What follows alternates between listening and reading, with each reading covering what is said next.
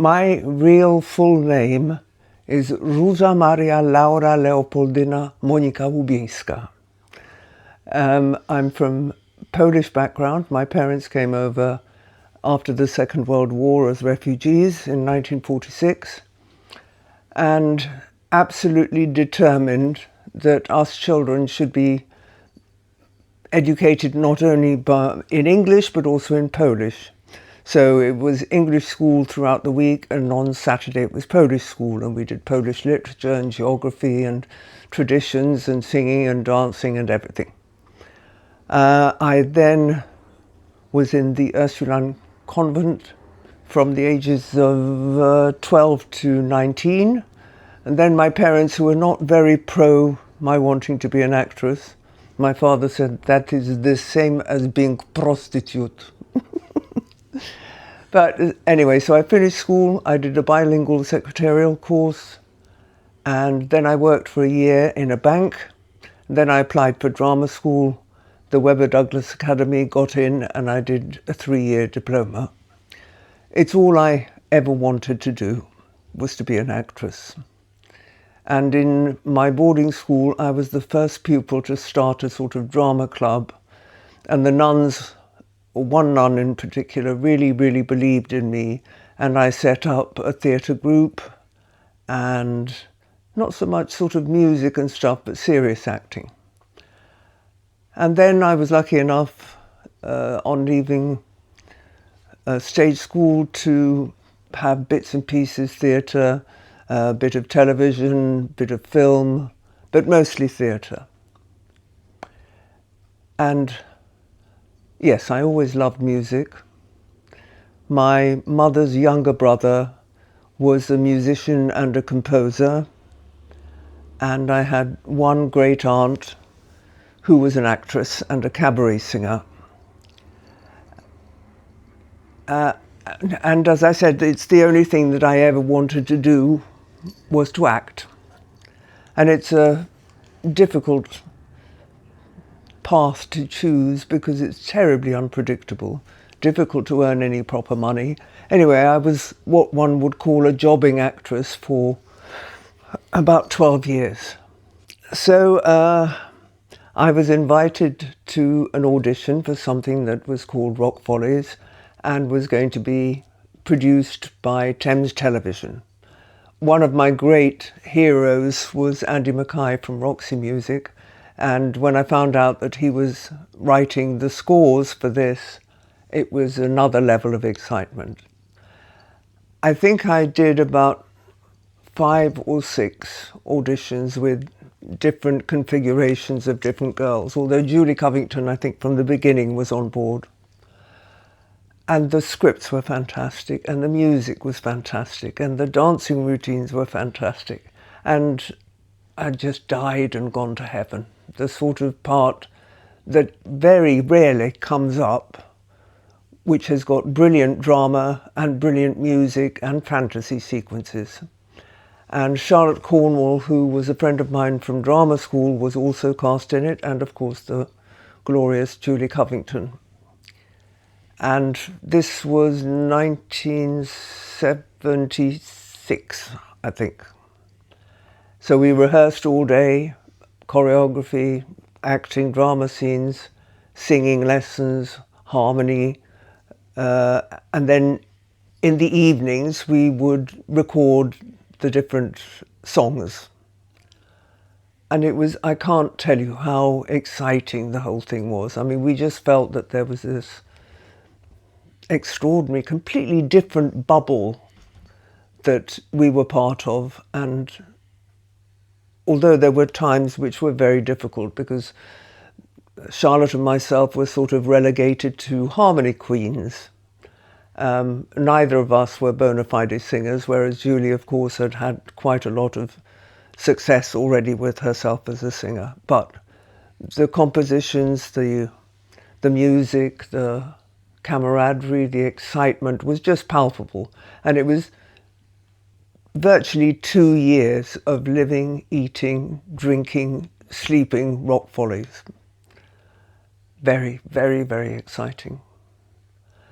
And then when the first episode went out, I mean, we knew that it was special, but we didn't realise what sort of impact it would have on the public, and it was huge. So our lives changed from one day to the next completely. Whereas before I was quite happy to go out to Sainsbury's or Waitrose with no makeup on. Now I felt a duty to appear as the public wanted to see you, as Nancy Cunard de Longchamps. And it was incredibly exciting, but also nerve-wracking. And suddenly, you know, your privacy was no longer yours. You were public property. We did fantastic tours all over the country promoting the show and the music. And it got a BAFTA. And then we started recording the albums. And they went gold and platinum both in this country and in Australia and New Zealand, I believe. And life couldn't be any better. It was fantastically exciting. So obviously we would go through the numbers with Andy at the piano, and we would then rehearse the different harmonies and whose voice was taking priority in which song. And then, of course, we would go at night into the studios to record the albums where darling Ray Russell, who was our leading musician and also our co-producer, would arrange the sessions within the studio, which again I'd had no experience of before, whereas Julie and Charlotte had. And there was a number I remember called, I think it was called In My Cans. And although I am musical, and like most Eastern Europeans, I'm good at harmonies, but I'm by no means and never have been a solo singer. But it was incredibly exciting and exhausting, you know, because we were rehearsing during the days, the singing, the dancing, the acting, and then recording the albums at night. And I remember on tour, Andy's wife then, Jane, appeared in the studio where we were doing some publicity somewhere in the north of London, and said that the single OK had gone to number 3 in the charts. So, wow, absolutely wow. There were 2 series, Rock Follies the original and then Follies of 77. And yes, I mean, when I say that my life changed, I was constantly stopped on the street for photographs and autographs, and we did a lot of publicity on radio shows and television shows and newspaper interviews, and it was just full on. And the slight difficulty from time to time was the triangular shape of the relationship between the 3 girls, which constantly changed, the dynamics changed. And in rehearsal, where it became quickly obvious, and quite rightly so, that Julie would be at the forefront of any musical numbers because she was a trained singer with the most unbelievably beautiful voice. And we got relegated more and more to being harmony queens, which I didn't really mind that much, but it was written into the storyline, so it became a slight bone of contention. Darling Charlotte, we were drama school together, so we knew each other a bit. We were never the closest of friends, but we knew each other. Julie I'd only ever heard of, I'd never met her before, and I was bowled over by her personality, which was unpredictable, but a firecracker, superb actress, stunning singer. Her version of Don't Cry For Me, Argentina, has never been bettered by anybody else. And she had real star status. Charlotte and I, in the first series, I mean, we all had great storylines and they changed from episode to episode. But Charlotte and I were sort of closer, and Julie I was always in awe of, a little bit scared of, and You know, we were all very much part of the threesome. We were all important to the series, but for my mind, Julie was always the star. 2-3 years ago, we were invited, Charlotte and I, to a showing of the whole of the first series at the British Film Institute, which was an extraordinary experience. Reliving all of that when we were young and fancy-free and highly successful. There was a live show of Rock Follies put on in Chichester a few years back, and there was great hope that it would go into the West End and therefore enable the Follies first series to come out on terrestrial television, which extraordinarily it never has. It was a completely unique show from across the board. And there was unfortunately a court case that stopped the series being repeated on terrestrial television. And extraordinarily, it's never been on, you know, Sky or any of the satellite channels. We still hope that it might be. Unfortunately, the Chichester show didn't transfer into the West End, which would have virtually guaranteed it being reshown on television. But Andy Mackay, who I'm still in touch with, and Ray and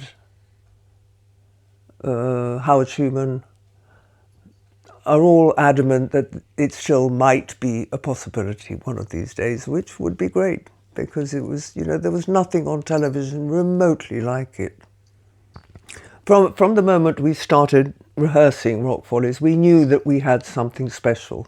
And they'd obviously been through many configurations of the sorts of women that they wanted for those 3 parts. The first series was 3 rock chicks who formed a group together, having been in a dreadful touring show of very dubious quality. But the girls got together and their manager from the show thought that they had a future as a rock group. So we were sort of pre-Spice Girls, and 3 birds from very different backgrounds who formed this unlikely trio, but then it actually worked. Well, immediately post Rock Follies, I got married and I had my daughter, and then a series of hair commercials for Alberto VO5, which were made mostly in the States but also here, became a sort of cult. So each little advert that I did had a running strip underneath saying Rula Lenska, star of stage, screen and film, which was rubbish. I wasn't. I was known in England but nowhere else. And I was advertising hair products for Alberto VO5. And one night, Johnny Carson on his television show said, "Who the hell is Rula Lenska?" And it became a sort of catchphrase. And for about 2 years, you know, I was flown over to Los Angeles and on big chat shows and things like that. And I was hoping that some sort of career would develop across the pond, but sadly it never did. And then I went back to good, decent TV, guest episodes in practically all the famous television shows, whether it was Casualty or Robin of Sherwood or Coronation Street or EastEnders or The Doctors or, I mean, lots of them. But most of my serious work has been in the theatre. And last year we did a tour all over the country of the Real Exotic Marigold Hotel. And then I went to New Zealand with the show. And then just recently I did a couple of episodes of Mr. Big Stuff. And at this precise moment I'm voicing a magical children's book. I've always loved music, I mean, and a very broad genre, from classical to opera to rock and roll to folk to country and western, everything. I love harmony. So groups like the Beach Boys, the Eagles, have a special resonation for me because I love that, and a cappella as well. The sort of modern day garage, hip hop, all the rest of it, I'm not that madly fond of, although there have been occasions where I have loved it. I love also traditional music, Polish, Russian. Brought up in a household where a lot of music was played. And I remember, for example, at Christmas time, my sister and myself used to have to sing Polish Christmas carols until both our parents were in tears, which didn't take long.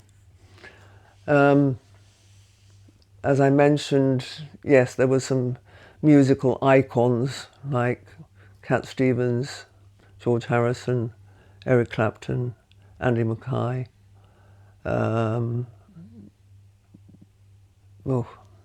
So many. But yes, I've always been in awe of music and composers and performers.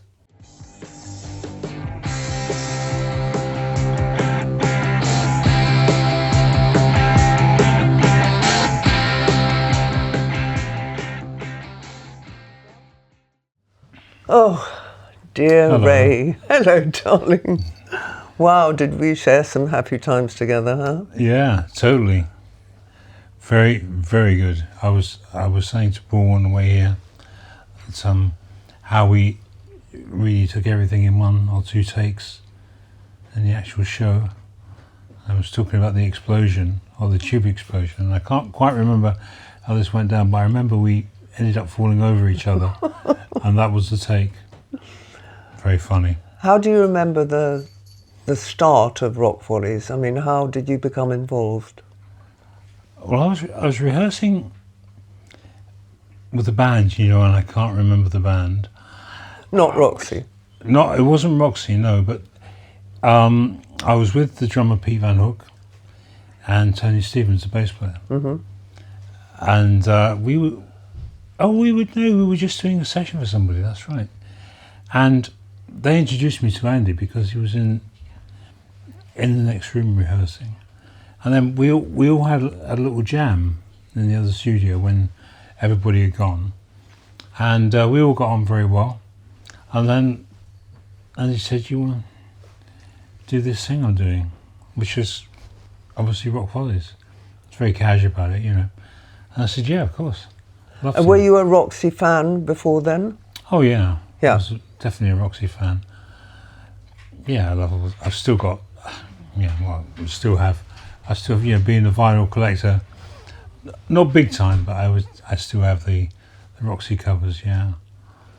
Yes, and I remember we went to a couple of live shows when we were doing Rock Follies. Yeah. And how much, I know that we only ever met once we were in the studios. You didn't come to the rehearsal rooms very much. No, I remember one time coming, but I think that was after the first album. Oh, okay. But yeah, we met in the evening. I mean, that was very busy, wasn't it? Because we were actually recording the show. You were rehearsing and recording. The singing and the dancing. You were like 7 days a week, weren't you? Yeah. And then, I mean, I was kind of 7 days a week because at the time I was living in Battersea, and I can remember that was it. That was what I was doing.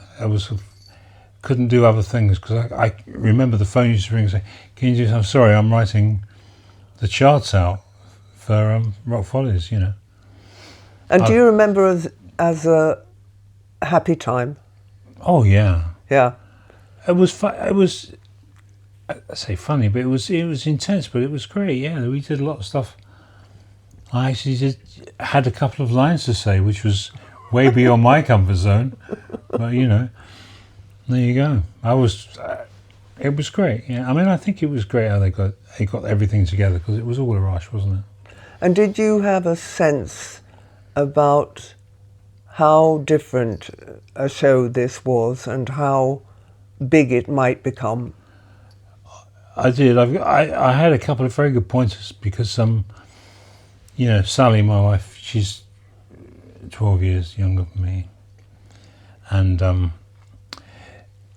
she wasn't allowed to watch Rock Follies because That it was too grown up. Pretty outre for those times, wasn't it? It was. I mean, from the homosexuality, the anti-royalty. Oh, it was all in there. Yeah.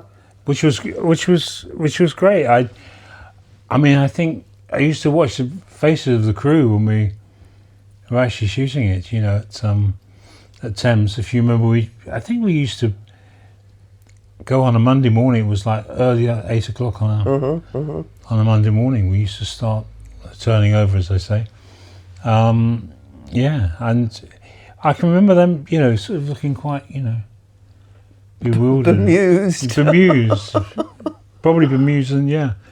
But yeah, it was. I wasn't kind of surprised, I suppose. I didn't think that far to how it would turn out because I was so involved with it. But you could see, I think, when we were, you know, doing the sessions, and you know, it was kind of, there was a lot of chemistry there. It was all good, and everything had a good. It was a good feel about it. There was no, you know, it was just all organic, and everybody was pulling to the same end. And I thought there were also lots of different genres of music, weren't there? I mean, there was a sort of rock and roll. There was sort of ballady numbers like Viva Nova. Yeah. There was Glenn Miller is Missing, which is a lot of people's favourite. Which was the song with the stair? We were talking about the staircase. Stairway, of course. Yeah. Oh my God, I remember that. We came into the studio and there were these 2 flights of white laminated staircases going up into the rafters of the studio, and no bars, nothing to hold on to, and we were all in long dresses and stiletto heels. And the last time I saw it, when they showed the whole first series at the British Film Institute, you can see us surreptitiously looking down all the time that we're not going to tread on our dresses. Oh, there were, in the fantasy sequences, there were some really difficult times. No, I remember that. I remember that because it did look scary. I didn't want to go up there. So I said, why don't you go up? Do you have a favourite song? Ooh, I tell you what, the thing I remember most, which is it's kind of been a favourite because it was just something that I never did, was Looney Tunes. Now, I mean, that was just madness, but I'd never actually written a anything kind of like score that. like that before, and it was assumed, which was very incredible. If Andy said, "Can you do this?" You know, 3 days later, and I had to sort of think, yes, well, because as you know, as a musician, you never say no. Isn't in the vocabulary of musician. You just say yes.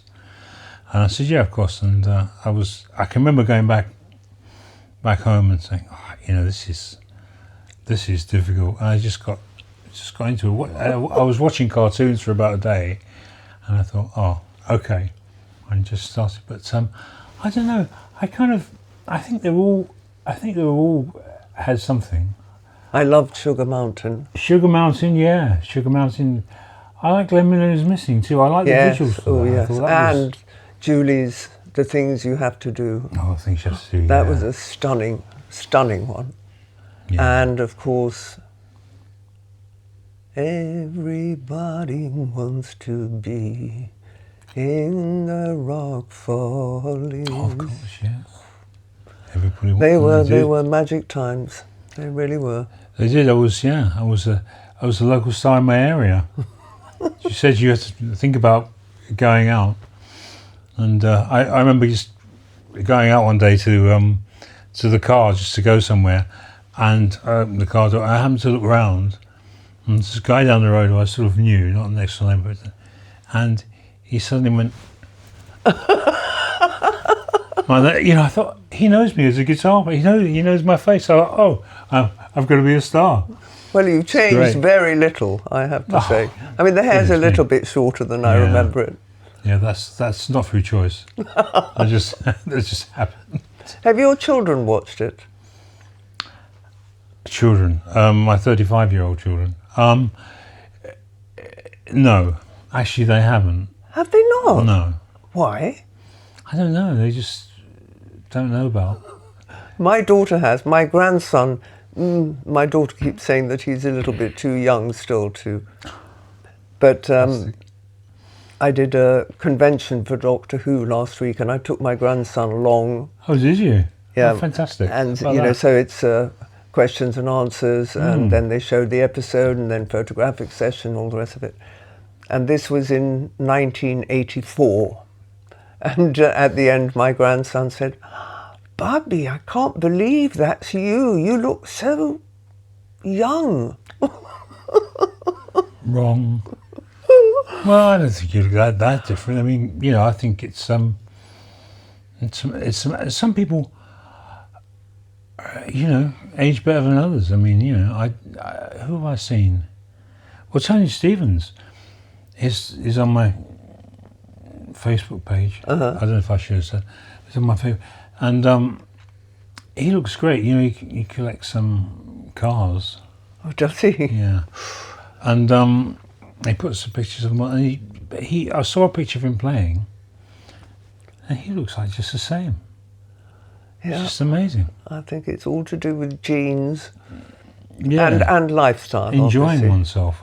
I mean, you know, considering we had 2 years, 3 of that was our life, really. Absolutely. And it was really 24/7, and Yeah. wonderful to be so involved with something. And as soon as we began to get an inkling of how special the show was, and on all its multi-levels, I mean, it was. I remember it with amazing fondness.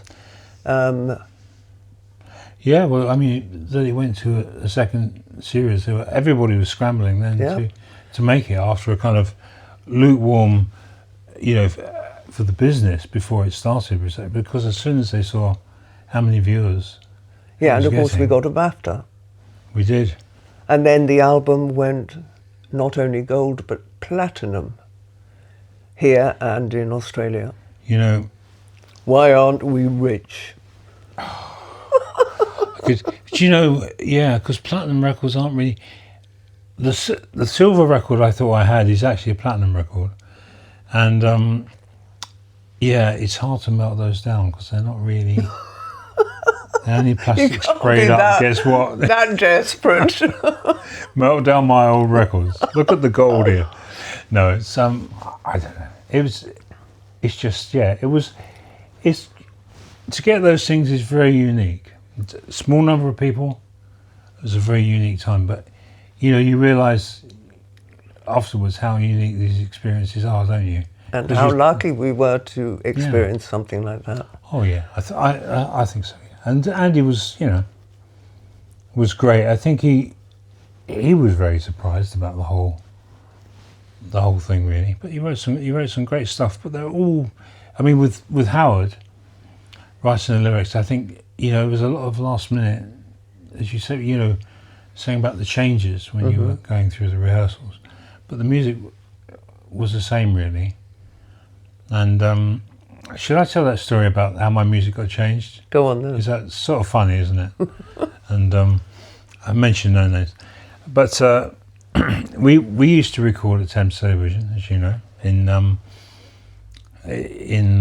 hang on, Kingston, wasn't it? Kingston. No, Teddington. Teddington. Sorry. Studios at Teddington. Beautiful. Right studios, on the river. Right on the river, yeah. And the pub was next door. I seem to remember. For some reason, and whatever that was, and there was a lady there that used to be. It's a very old-fashioned thing now called a musical associate, and for some reason she asked me when we were doing Looney Tunes, especially, could I see the scores, and that was a very close one for me. That was, you know, burning the midnight oil. So I said, yeah, okay, and I sent her down this score. It was Bites, then, which is very unusual at the time, and. When we got to the session on Monday, because we did it on Monday afternoon, I think we were doing it while it was being filmed downstairs, you know, another part of the programme, and I noticed that she'd altered it, some of the scores, and some of the parts were different, and I couldn't understand. I said, why? She said, well, we think, and I never really We found being out. who? Well, the raw we was a pianist who did a lot of rehearsal piano apparently, that we thought this would be better. I looked at it and I thought, well, I can't see, what? And I went to Andy and I said, Andy, this is all different. He went, no, it's covered. It was the sort of thing. And luckily I had some spare parts, your mum says, if you're going on tour, take spare underwear. For me, it was spare parts. So I went to the boot of the car and got out the parts. We did the original, but that was very strange. That was something that was really old school in television that seemed to last into, when ITV kind of, it was just ITV. That was happened for a while, then it all went because, some things were good that they went. I think that was one of them. Anyway, but yeah, well, isn't that amazing? I'd just like to say, while we're sitting here comfortably on my sofa, that if anybody out there has been listening to us and remembers the days of Rock Follies, please start up a petition. It was the most extraordinary piece of television. It's never been repeated, and on all its levels, it was totally unique and magical. Ask for it to be shown. I remember that picture when we all got our discs, and I had my boots on. Do you remember my boots? No. I found a picture of me with these. I wore them with those. With Cowboy boots? No, thigh-length boots. What? And I wore. Yeah, don't you remember that? You have to look. And I had them with ELO because the cello player Hugh. Him and I went up to a place in Camden Lock called Go Hills, which was a shoemaker, and he'd never take your size. He used to draw around your feet and take all measurements. And we both had these pair of boots. I don't know why, but they were both dark purple. Have you still got them? Oh yeah. Have you really? Oh yeah. You should sell them on eBay for a fortune. I was Kinky boots. Well, they are kinky, but they're kinky now. But they were kind of glam rock standard issue then. Absolutely. And we turned up with our stuff, and Brian Ferry said to me later, we did a thing. He said, when it was the top of the pop, he said, "Can you wear those boots?" He remembered them from this. Can you wear those? And I feel very embarrassed now. Were they? I don't know. Would they fit me? I don't know. But it's so. Don't so tell funny. me you don't still wear them from time to time. Time to time. What do you mean by time to time? Hang on. That innuendo. No, I don't. But I have got them, and I just keep them. I've got a couple of pairs of boots. Not long. You know why I keep them? Because you never know. You never know, and people were so fascinated by the fact that what we used to wear. They look at it. I mean, my kids have seen that. Do you remember? I think it was Sugar Mountain, where we got changed into this stretch white lycra. Oh yes, I remember as that. Well. All of you were wearing stretch and the white musos were in. It's okay for glamour, to it looks great, it enhances. But of course, the musos are in stretch. Things and you I weren't remember living all down. the discussion about certain private parts which had to be carefully disguised. Nowhere to hide, is there? Just nowhere to hide. Oh, I remember that. Yes, that's so funny, isn't it? Do you know? I remember. Okay, well, it's the experience. It must have been a different experience for you, I guess. I couldn't believe when I started. Should I be saying, you kind of put them on and you kind of pull them up and you're gradually going up, but will they make it?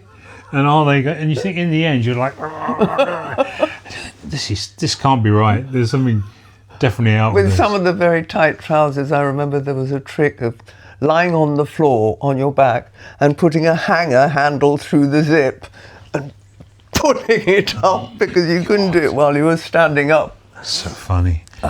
I know, yeah. It was a bit of lying down. I remember that to put stuff on. Oh, do you remember in the gay boyfriend that I had, and we had a plimsoll as a double bed? Do you remember that? Oh yeah. I do Charlie, remember. who's now in no, not anymore. He was in Casualty. Oh, Charlie. Yeah. Yeah. remember? And so were you. Yeah. Yes, I was. And Cora. Yeah. I watched you every day in Cora. That's my... Yeah. Yeah, Charlie. Yeah. He was in There the film was a long some, time. and Bob Hoskins, remember? Well, he was In the second series. Oh, that's right. That's... Him I've with forgotten about that. Beth. Do you remember? Beth. Oh, Beth, yeah. Who was our sort of manageress. Oh, and Tim Curry. Tim Curry? Yeah. Yeah, there were some big names in there. Yeah. Beth was in a... Beth Porter. Yeah, Beth Porter. I remember she was in a thing called Billy the Kid and the Green Bay's a Vampire, which George Fenton wrote the music. I sort of did a bit of production and a bit of arranging, but she was one of the... Was that written by Howard as well? No, that was Trevor Preston, Okay. who was originally... he wrote the bill. No, not the bill, sorry. The Sweeney. He used to do all that, so, you know, he was quite a gent. But yeah, she did that. It's amazing. You see, we all go on to do these things, and it's like a family tree. It's like, you know, spread out, isn't it? And we And it's come a back. small world, isn't it? It is a small world.